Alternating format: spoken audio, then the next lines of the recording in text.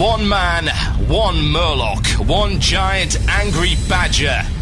This is Blue Please. It begins now.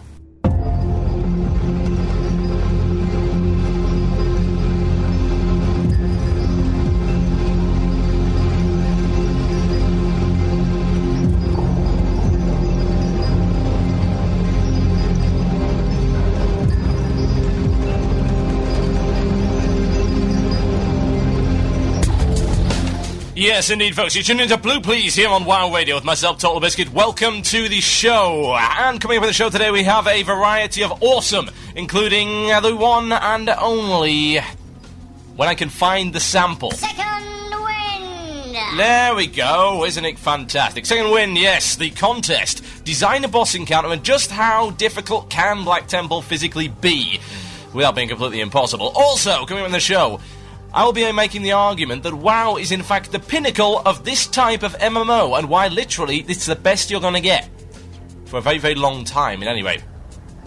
However, there is something I need to discuss before all of that.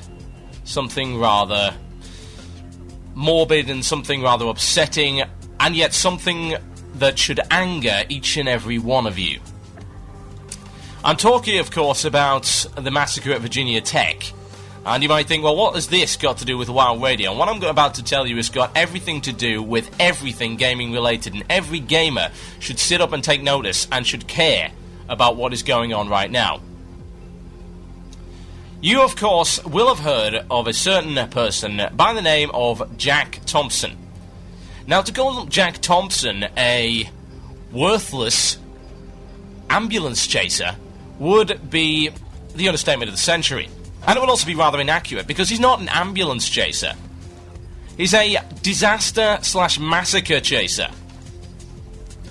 Now, my heartfelt thoughts must go out to the families and friends of those who have been affected by the particular massacre that we are, in fact, talking about right now.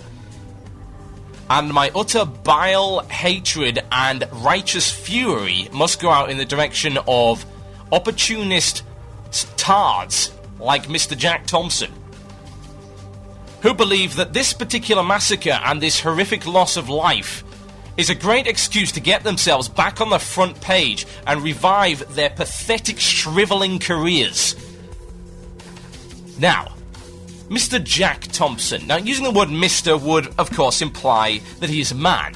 Now, implying that he is a man implies all sorts of wonderful things like nobility, chivalry, common decency. And since he lacks all of those, I can only come to the conclusion that Mr. Jack Thompson is not in fact human. He is in fact a brand of subhuman known only to the greatest mystics of the world. The man is irreprehensible even. Ugh. I do hate him so much, I really do. And over the next 13 minutes, I'm going to explain why. Now, first things first. Why should you care? Now, the reason that you should care, of course, is that Mr. Jack Thompson has described in the past gamers, in general, as knuckleheads and murderers. Now, this is generally not a good thing. Now, the next question you're going to ask me is, well, TB, aren't you preaching to the converted? It doesn't matter. We're just giving him attention. Now, here's a little bit of basic psychology for you. That only works on children. Now, Jack Thompson, as moronic as he may be, is not a child, sadly. Although he is getting to the end of his lifespan, and I am hoping that he will die very soon. However, life does have a cruel way of allowing these people to exist, while worthy, noble, innocent people die 2 seconds every day. Now,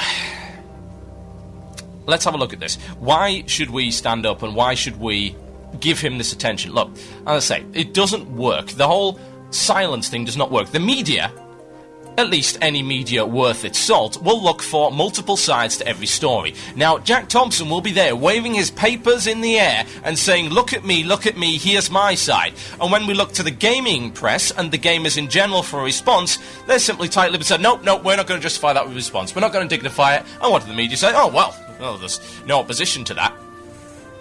I'm sorry, but apathy never got the human race anywhere. It really didn't. Apathy has been the cause of warfare. Here's an idea. Appeasement. What happened with World War II exactly? Now, I'm not going to say anything bad about America, but sitting around until 2/3 of your fleet gets sunk by the Japanese is generally not the best way to go about things. And that's exactly the same principle, apathy. As long as it's not directly affecting me yet, I don't care. Well, what about when it does start directly affecting you? What about when people actually get the idea? I mean, this guy continues to ram this idea into people's skulls, particularly the media itself. And people do believe the media. It is a sad state of affairs that people will believe what the media has to say, no matter what kind of lunacy it happens to be. And if it's coming from his mouth over and over and over again, people are going to start believing it. And then once it gets into political lobbies, that's when it starts directly affecting your life. And by that point, it is too damn late. Now, his argument is quite simple. The reason that this guy went and shot up 30-odd people in Virginia Tech was because, specifically, that this man played video games. Now, here's some facts for you.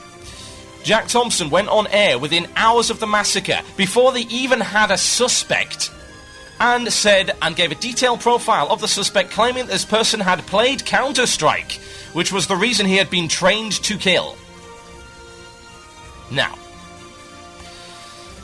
I'm sorry, but if Counter-Strike made people go and murder people, we really wouldn't have many people left on the planet. Now, Counter-Strike has a heck of a lot of players right now. Let's go and find out how many players. How many players does Counter-Strike have at this point in time? Lots. It is one of the most popular online games on the planet. We're looking at players in the millions. Millions and millions of players. Now, how many PlayStation 2s are on the planet? Last time I checked, there were around 120 million PlayStation 2s on the planet. I believe it was also estimated that on average, 38 million people in the US are classified as gamers, as in they play games on a regular basis. And in a country that is completely saturated with guns and firearms, you would think that this could be a serious problem. Of course, if Jack Thompson's logic held any water whatsoever. Now, while I was in the US, as you're probably well aware, I had the chance and the opportunity, and I feel very privileged for doing so, to go to the University of Advancing Technology and give a speech/lecture/presentation on why I believe that WoW was not addictive. What some people also do not know is that also, on that particular event, the Tech Forum, I was involved in a debate, specifically about why is killing fun in video games and are there any harmful effects to it. And the person who happened to be opposing me, I believe was, and I really cannot remember his specific title, but he was involved in the criminal justice system in Arizona. And he was rather high up in it. And he made various points and arguments that he believed that video games had a bad influence on people. Now, what I managed to argue the guy down to was a case of interface. Now, the idea that a specific kind of interface gives the ability to distinguish between fantasy and reality. As in, you can play the most realistic shooting game on the planet, but the fact that you are holding a PlayStation 2 controller in your hand means that there is absolutely no association in your mind between real shooting and fantasy shooting, nor is there any desire to commit real shooting, nor does it train you in any way, shape or form to do so. The idea of that particular interface barrier creates this very, very strong idea in your mind that this is not real. It's the same idea as a child taking up a toy pop gun and playing cowboys and Indians with his friends. He knows that that gun is not real. It's plastic. It doesn't weigh as much as a gun. It doesn't have the same effects as a gun. It is not a gun. Nor does it make him want to shoot up a school. Now, you're about to say, well, where's your evidence? Now, this is the really good thing. Some of you may or may not have heard of the BBFC. If you live in Britain, you should have heard of the BBFC. If you don't, then you may not have, so let me explain. The BBFC, the British Board of Film Classification, also involved in official, legally binding ratings of video games.